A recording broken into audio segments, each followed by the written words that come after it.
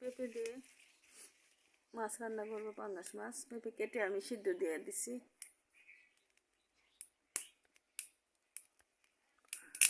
বন্ধুরা, পেঁপে সিদ্ধ হয়ে গেছে, এখন আমি তরকারিটা রান্না করব। এই তো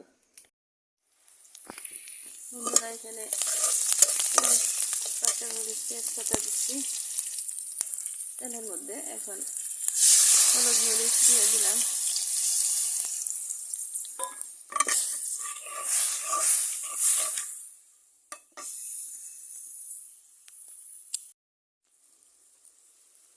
বন্ধুরা, মাছ দিয়ে দিতেছি।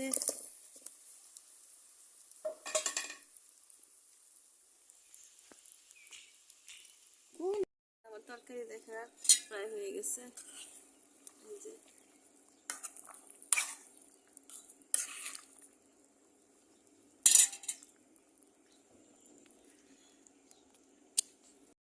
বন্ধুরা, আমার রান্না হয়ে গেল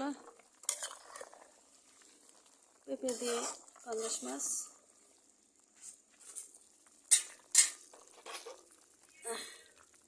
রেসিপিটি ভালো লাগলে লাইক কমেন্ট শেয়ার করে পাশে থাকবেন। আসসালামু আলাইকুম।